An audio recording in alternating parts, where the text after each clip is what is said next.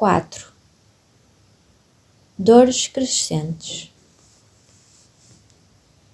Saí mais cedo do que o habitual para ir para a loja de magia, porque se esperava um dia de agosto dos mais quentes de que havia registro em Lancaster, acima dos 35 graus. O céu estava cheio de fiapos de nuvens, mais acinzentadas do que brancas. Não estava sol, mas também não estava enevoado, e para onde quer que olhássemos só havia castanho ou cinzento. Através dos pedais da bicicleta eu sentia o calor sair do chão, tão quente que achei que ia ficar com os pelos das pernas chamuscados.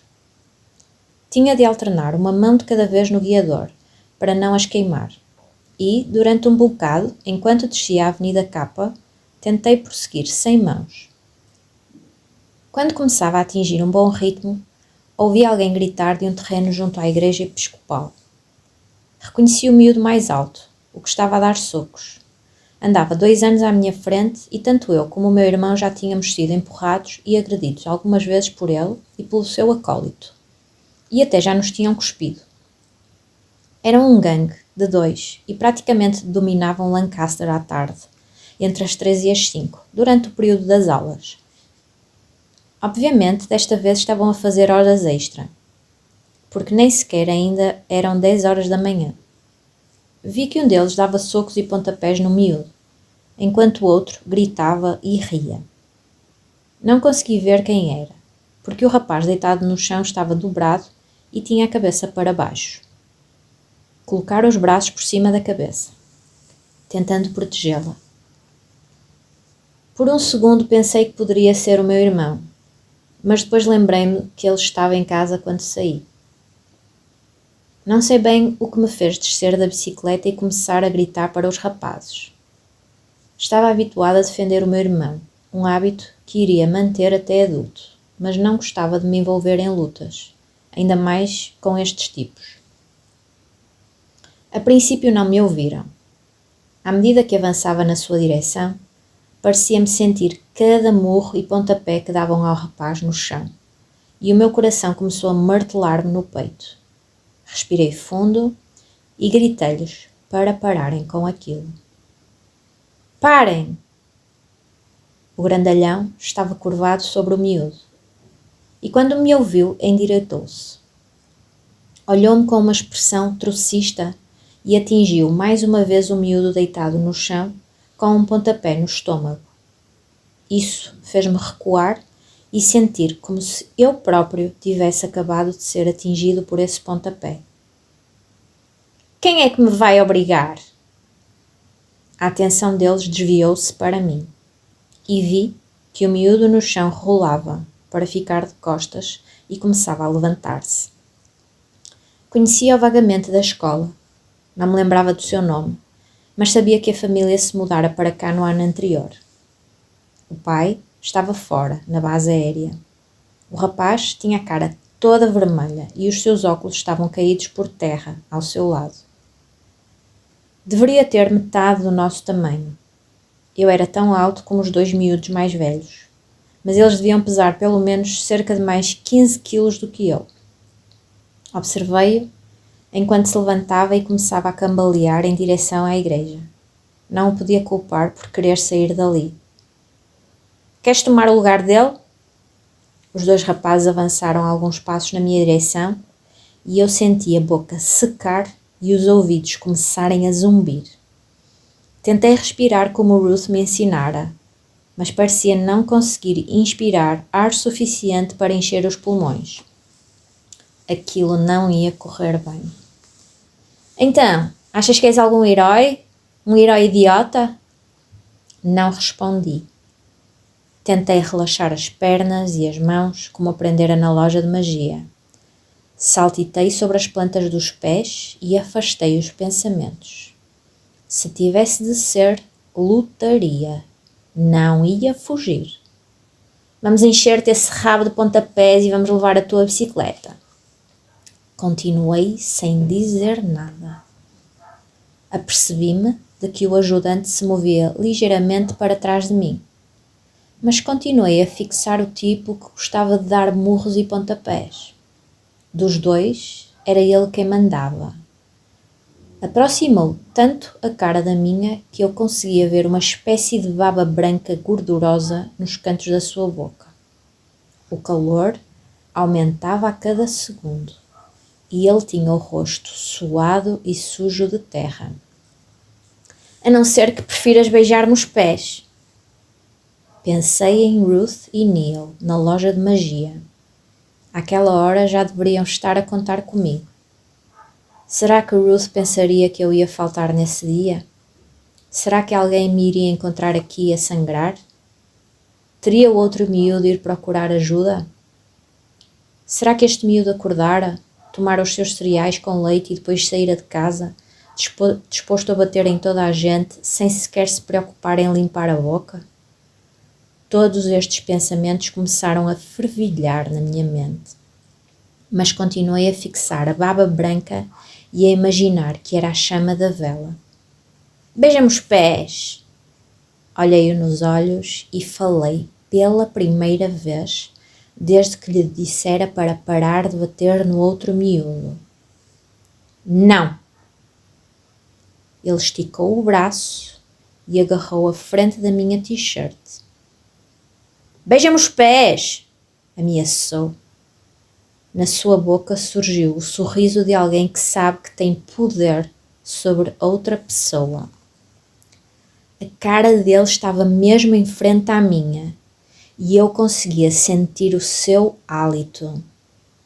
Fechei os olhos durante um breve segundo e nesse espaço de tempo algo mudou. Abri os olhos e olhei diretamente nos dele. Fixei-o intensamente, como se faz para tentar perceber alguma coisa ou alguém.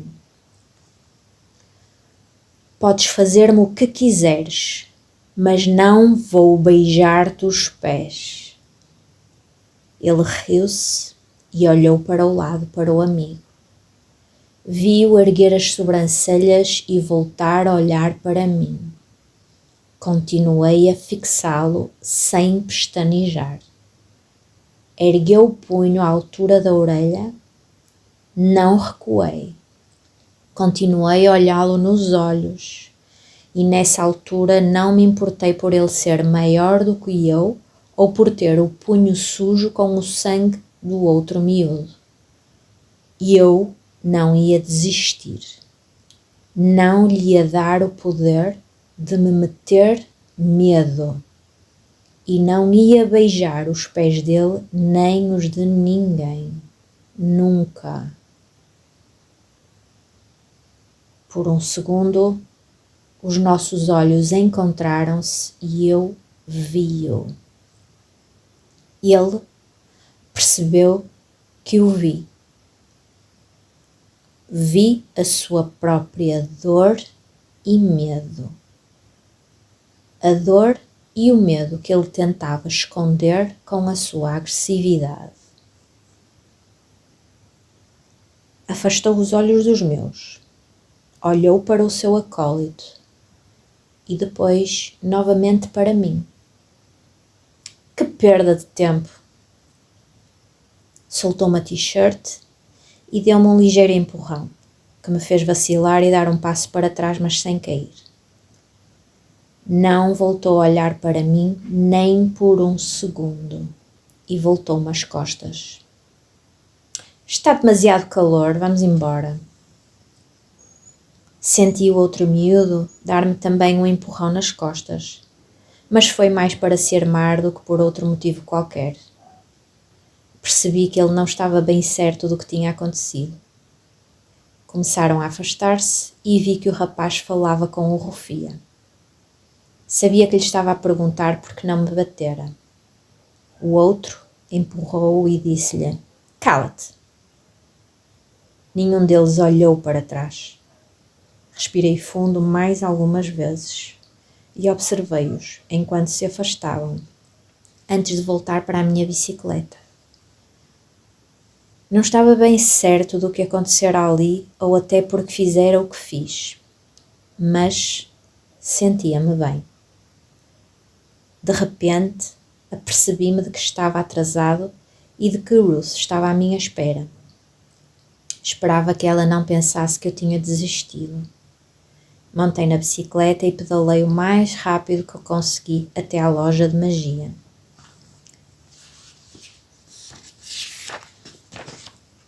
Irrompi pela porta da loja, sem fôlego, mas preparado para contar a Ruth e Neil o que me acontecera pelo caminho.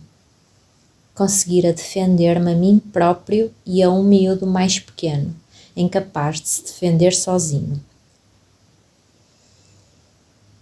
Provavelmente pela primeira vez sentia-me um herói. Assim que soubesse o que eu tinha feito, Ruth tinha de me perdoar por chegar atrasado. Ruth! Chamei. Nem ela nem Neil estavam ao balcão. Ruth! Neil! Cheguei! Nada. Dirigi-me ao escritório nas traseiras. E foi então que ouvi as suas vozes. Estavam a discutir. Nunca os ouvira fazê-lo antes. Ele é apenas um rapazinho. Ele vai lembrar-se disto para o resto da vida. Tens de fazer as coisas como deve ser. É demasiado tarde. O estrago já está feito. Explicar-lhe-ei tudo quando ele for mais velho. O estrago pode e deve ser corrigido. Ruth parecia zangada. Nunca a tinha ouvido assim e fiquei preocupado. Eu teria feito algo de errado? Estariam assim zangados por eu estar atrasado? Nada disso fazia sentido. Que mal é que Neil me poderia ter feito? O que iria ele explicar-me quando eu fosse mais velho? Neil, toda a gente comete erros. Certamente que eu também os cometi contigo. Mas agora estou a dizer-te que ainda não é demasiado tarde para corrigir as coisas. Vais arrepender-te se não fizeres. Acredita em mim. Ficaram em silêncio. Não queria que eles saíssem e dessem comigo ali. Voltei para a frente da loja, abri novamente a porta e chamei-os. Talvez não tivessem percebido que eu os tinha ouvido. Olá! Gritei. Ruth, cheguei! Ruth apareceu à porta do escritório. Tinha os olhos vermelhos como os da minha mãe. E por isso percebi que tinha estado a chorar. Jim, disse, estás atrasado? Peço desculpa, tive um pequeno problema no caminho para cá. Ruth olhou-me de alto a baixo. Isso aí na tua blusa é sangue? Sim, respondi, mas não é meu, não se preocupe. Ruth riu-se. Isso ainda me deixa mais preocupada. Vem cá.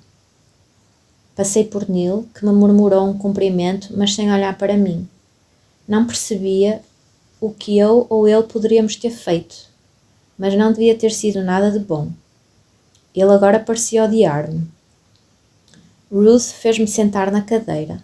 Acompanhou-me no exercício de relaxamento e depois pediu-me para entoar o meu mantra na minha cabeça. Comecei, mas não consegui evitar continuar a lembrar-me da conversa que ouvira. Que erro tinha Neil cometido comigo? O que foi tão mau que levou Ruth a chorar? Não aguentava mais e naquele momento também não ia conseguir controlar os meus pensamentos. O que aconteceu? O que é que eu fiz? Por que é que o Neil está zangado comigo? Deixei escapar as 3 perguntas de olhos ainda fechados. E quando os abri, Ruth olhava-me com um ar intrigado. O que te leva a pensar que fizeste algo de errado? Perguntou-me. Ouvi-a discutir com o Neil acerca de mim. Ouvi-os do outro lado da porta. Ele odeia-me. Ruth continuou a fixar-me e depois acabou por acenar com a cabeça. Ouviste a conversa? Sim, respondi infeliz. Sabia que Ruth e Neil eram demasiado bons para serem verdade e tinha a certeza de que aquele iria ser o meu último dia na loja. A sério? E o que disse Neil sobre ti? Disse... Pensei nisso, mas não conseguia lembrar-me exatamente do que Neil dissera sobre mim. Sim? Incitou-me Ruth. Era sobre qualquer coisa, sobre o estrago que tinha sido feito. E eu visto o teu nome? Não, não propriamente, respondi. Não me lembrava de terem dito o meu nome, mas sabia que falavam sobre mim. Sentia-me ainda mais infeliz. Iria Ruth mentir-me e dizer-me que não estavam a discutir por minha causa? Jim, disse Ruth suavemente, não estávamos a falar de ti. Estávamos a falar do meu neto. Do seu neto? Sim, o Neil tem um filho e a história é complicada e triste. E eu tenho saudades dele. Que idade tem ele? Mais ou menos a tua idade. E onde está? Agora está com a mãe. Mas isso não é importante. O que importa é teres pensado que discutíamos por tua causa. E por que razão pensaste que o Neil te odiava? Eu não sabia o que dizer disso. Assumira que estavam a falar de mim. Jim, na vida, todos temos situações que nos causam sofrimento. A do meu neto e do meu filho magoa-me o coração.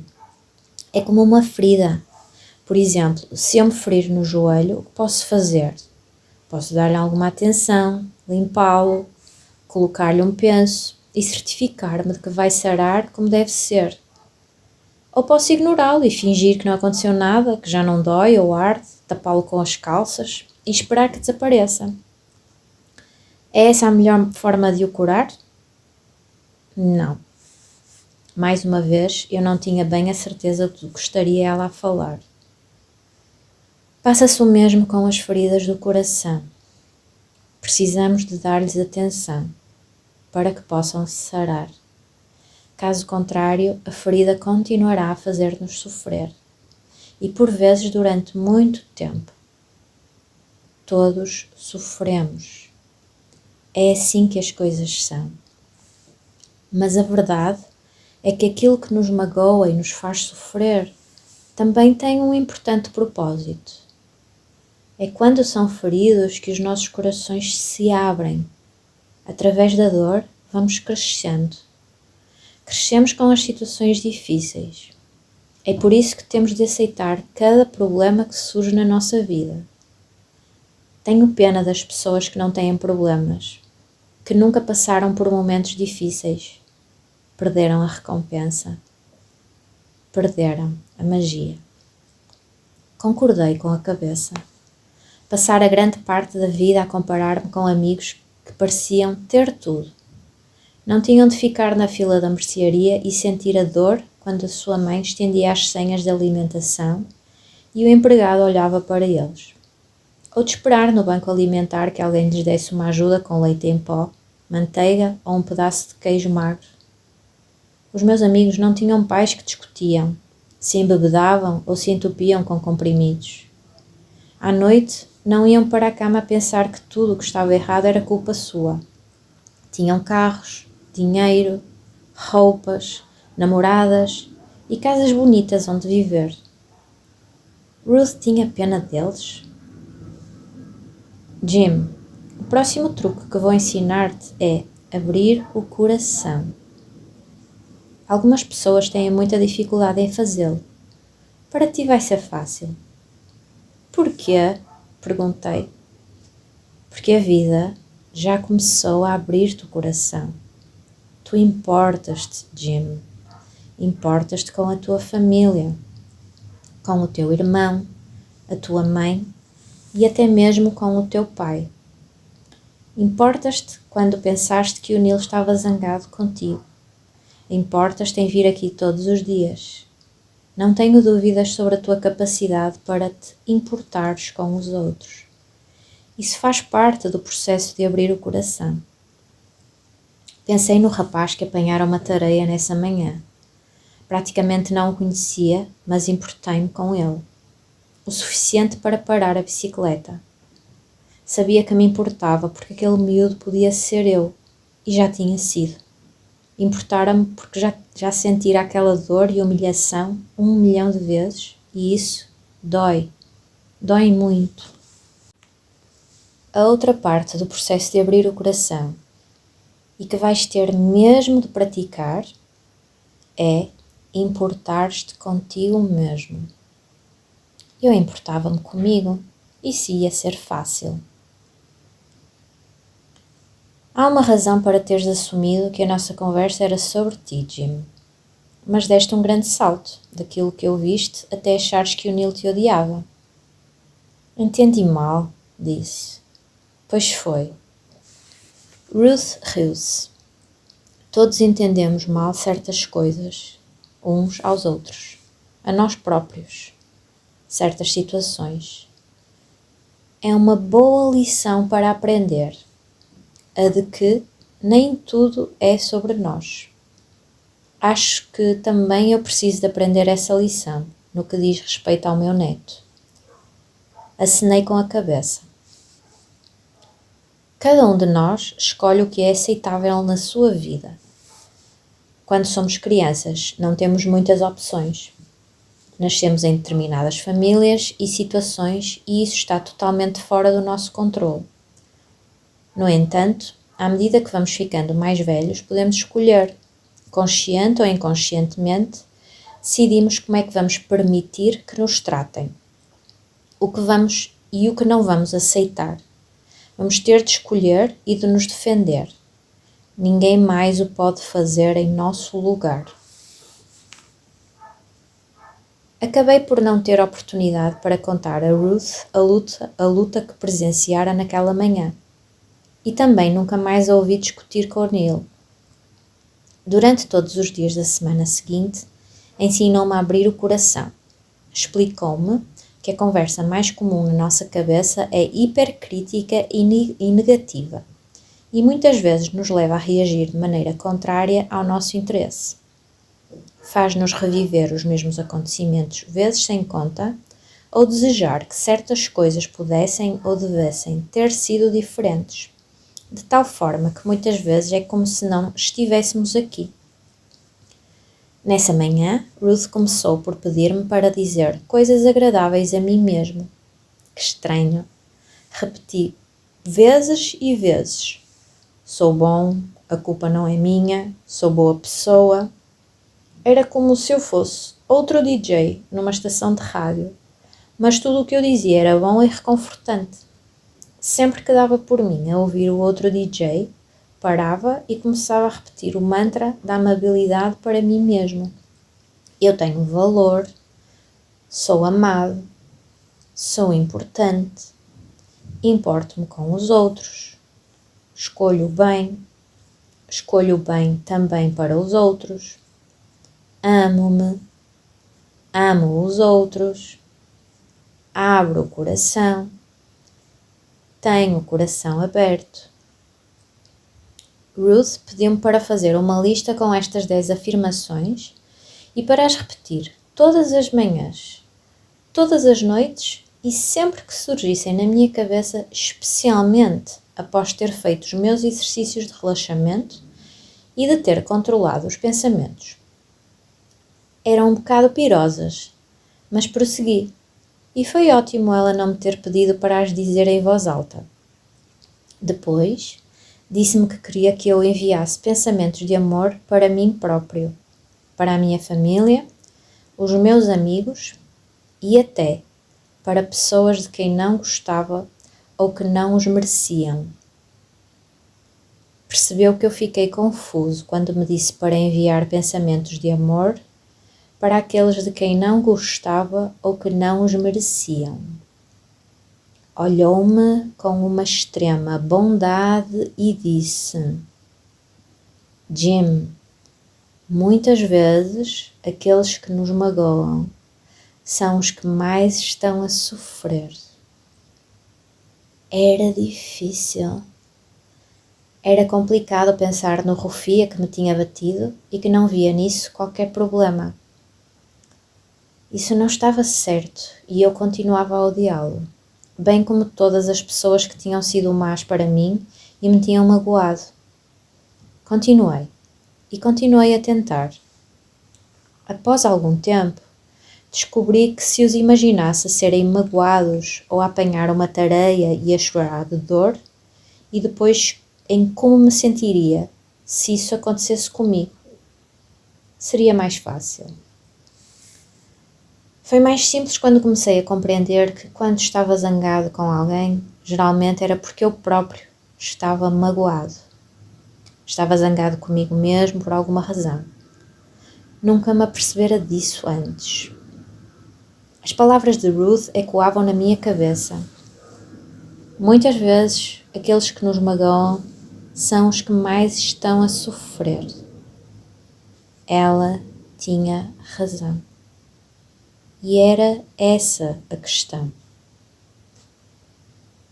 Se conseguirmos curar as nossas próprias feridas, deixaremos de sofrer e também não magoaremos os outros.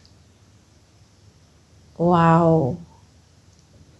Estar com Ruth estaria de alguma forma a curar-me? Na semana anterior, Ruth dissera-me que a última coisa que iria ensinar-me era o poder de obter tudo o que queria. Estava pronto para isso. Já estava a ficar um bocado cansado de falar do coração. Pensar muito nisso fazia-me sofrer. Trazia ao de cima muitas coisas dolorosas, que eu passara imenso tempo a tentar enterrar para não sofrer tanto. Porém, agora que começava a notar, embora continuasse a sofrer quando pensava nelas, ia sendo cada vez mais fácil e menos doloroso.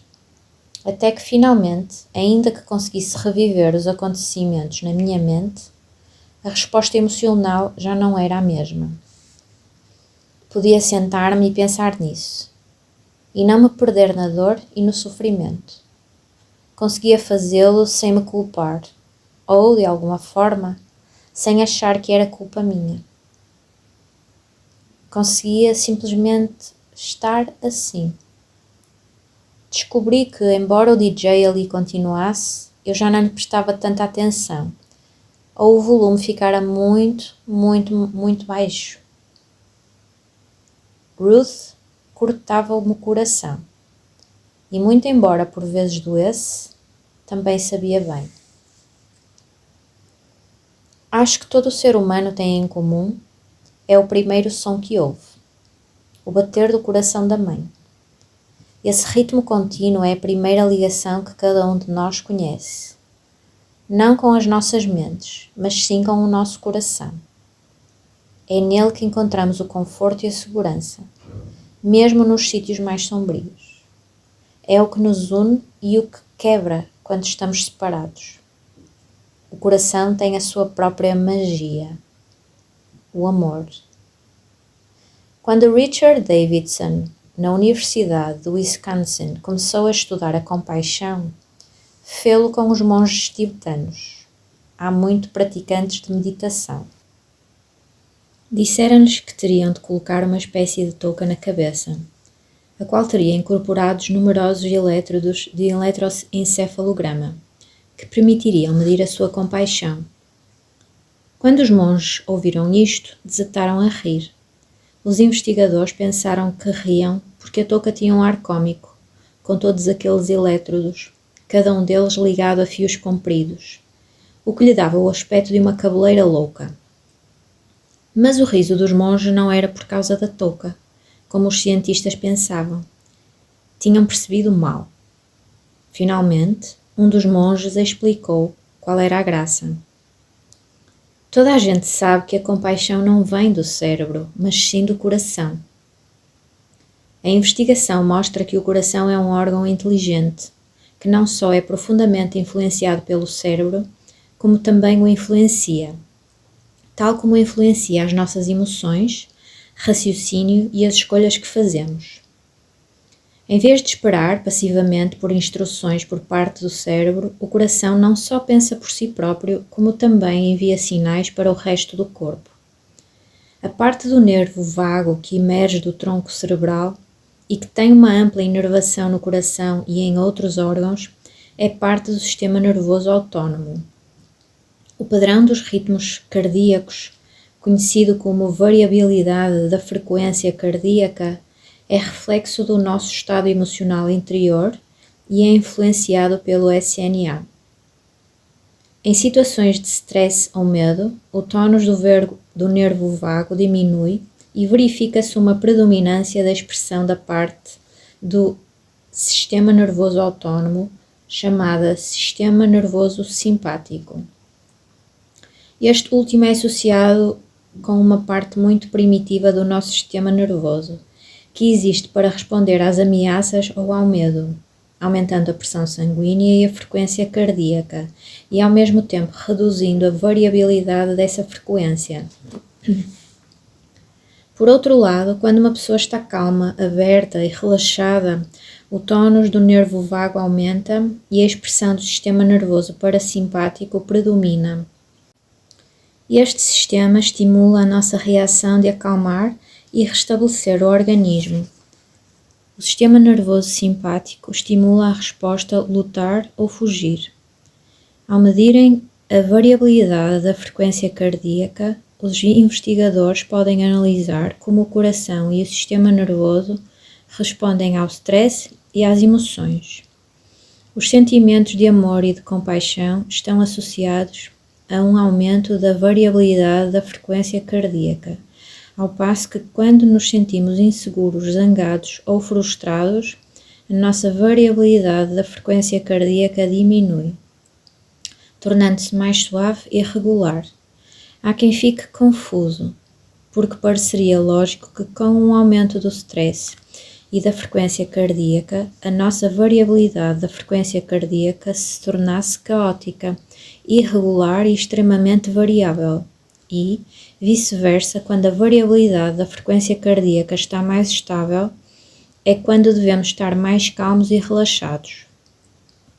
Esta variabilidade, contudo, é precisamente o oposto daquilo que se espera. Curiosamente, uma das principais causas de morte cardíaca súbita é a falta de variabilidade da frequência cardíaca, resultado de uma excitação crónica face à ameaça e redução do tónus do nervo vagal.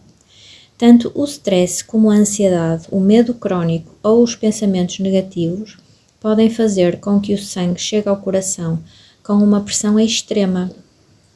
É o equivalente no corpo a gritar "fogo" num cinema apinhado de gente. Várias vezes, o mais certo é alguém vir a ser pisado. Ruth estava a ajudar-me a formar novas ligações neurais no cérebro. Foi a minha primeira experiência com neuroplasticidade, bem antes de o termo começar a ser comumente usado. De facto, muito embora o psicólogo norte-americano William James tenha apresentado a teoria pela primeira vez há cerca de 120 anos, foi apenas no final do século XX que se compreendeu que a neuroplasticidade era possível. Ruth não estava só a treinar-me para mudar o meu cérebro, criando novos circuitos neuronais, mas também para regular o tónus do meu nervo vago, influenciando ao fazê-lo tanto o meu estado emocional como a frequência cardíaca e a pressão sanguínea. Apenas intuindo o efeito que teria o que estava a ensinar-me e não sabendo nada da fisiologia por trás da magia, ela conseguiu fazer-me ficar mais concentrado e atento, mais calmo, com o sistema imunitário estimulado, o stress reduzido e até a pressão sanguínea mais baixa. Um dia, a minha mãe até me perguntou se eu andava a consumir drogas. Nunca o fizera. O álcool e as drogas aterrorizavam-me. Por essa altura já a minha mãe se tentara suicidar com comprimidos várias vezes. Disse-me que eu parecia muito mais calma e feliz. Já não parecia estar no limite. Ruth estava a melhorar a minha capacidade para controlar as emoções, a aumentar a minha empatia, as minhas aptidões sociais e também a tornar-me mais optimista. Alterou a minha forma de ver o mundo e a mim próprio. E isso mudou absolutamente tudo. Os melhores e mais talentosos mágicos sabem como controlar a atenção do público, manipular as suas memórias e influenciar as suas escolhas sem que ele se aperceba do que está a passar-se. Ao ensinar-me a relaxar o corpo e dominar os pensamentos, Ruth ajudava-me a controlar a minha própria atenção. Quis que eu aprendesse o maior truque de magia de sempre, uma ilusão maior do que tudo o que Houdini pudesse ter desencantado, e perante uma audiência verdadeiramente cética e perturbadora, a minha própria mente. Ao aprender a observar os meus pensamentos, aprendia a separar-me deles. Pelo menos era o que Ruth me dizia. Naquela altura, eu não estava bem certo de compreender tudo. Ainda assim, mesmo com Ruth e com os truques que me ensinava, eu não via a minha vida a mudar assim tanto. Continuava a viver num pequeno apartamento, numa parte da cidade onde ninguém gostava de viver. Continuava pobre. Tinha poucos amigos e uma vida social inexistente. E apesar de saber que os meus pais me amavam, a minha vida permanecia disfuncional e caótica. Nessa altura, parecia que quem nascia rico tinha a vida feita. Pelo contrário, quem nascia pobre era como o otário levado ao palco pelo hipnotizador, que o convencia de que era um pássaro. Por muito que batesse as asas, as pessoas só se iriam rir dele e nunca conseguiria voar. Tentei abrir o coração. Fiz todos os esforços para recitar as minhas afirmações. Porém, na minha mente eu continuava a ser o miúdo pobre, que vivia num pequeno apartamento e que tinha muitas vezes fome de comida e de amor. Eu tinha uma história sobre quem era e o que o futuro me reservava. Ainda não estava pronto para encarar as minhas dores como dádivas, mas estava preparado para que Ruth me ensinasse o seu último truque. Durante 5 semanas ela ensinara-me todos os dias e agora só nos resta uma antes de ela regressar ao Ohio. Jim, começou ela, sei que achas que algumas das coisas que te ensinei não dão qualquer resultado, mas quero que saibas que dão, e muito mais do que podes imaginar. Acenei com a cabeça e tentei interrompê-la para lhe dizer que dera muito, mas ela não me deixou falar.